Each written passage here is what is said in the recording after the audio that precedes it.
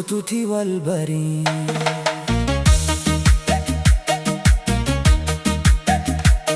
Harargee biyya too yaadachee jaalala nagaya qabdanii handihoo fi halaala. Yaa Harargee biyya onne too yaatiru akkam nagayaa fayyaa kan bahaa fi dhiha jiru.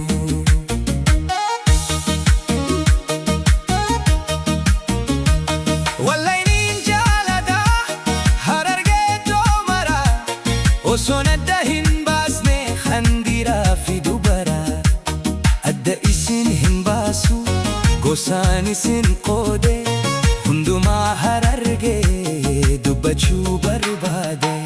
Yaa Harargee tiyya haadha seenaa guddaa tan Oromoof taate wiirtuu lafee duwidaa.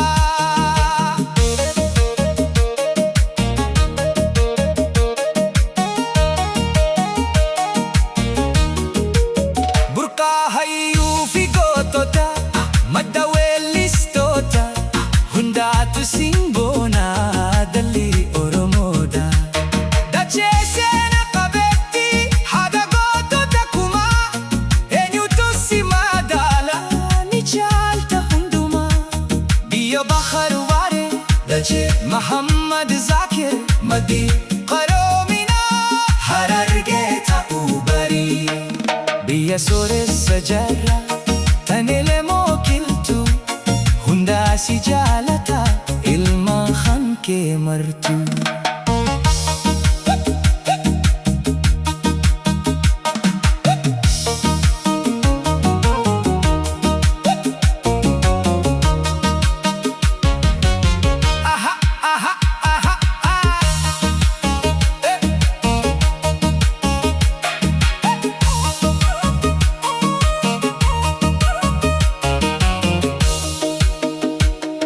Hamettaki qabna yookiinis jaal hundee kan garbummaa diddaaf lubbuu isaa wareege. Biqila gaariis qabna goota Aadam Diimaa eenyutu dagatta kan dachaase diina. Abbaa khalaqa alaaba faaya seenaa aartii eenyutu dagatta Mahammad Umar Qaadii. Abbootii khalaqa hubee sabboontoota tikchimoo Sheekh Mahammad Rashadii fi Sheekh Bakrii Sapaloo. Gola aartii keessatti kan qaban seenaa guddaa Abubakar Musaa fi Abdii Quuphee Beetaa. Gootichi walaalaa maddi burqaa aartii ogeessi yadaaloo Abdii ta'uu barii. Abubakar Musaa abbaa walalooti akkamiin dagannee mehara hooluti. Ijoolleen Harargee qacalee sabaati dubbii kola hiiktee hunda siif hubatti. Afaan isaanii damma hin baay'isan aarii suuta sitti dubbatan jechoota gaggaarii.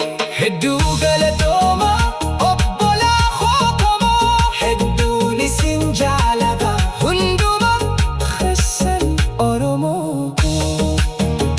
Kan bahaa kan dhihaa kan kaaba kan kibbaa naf jirata.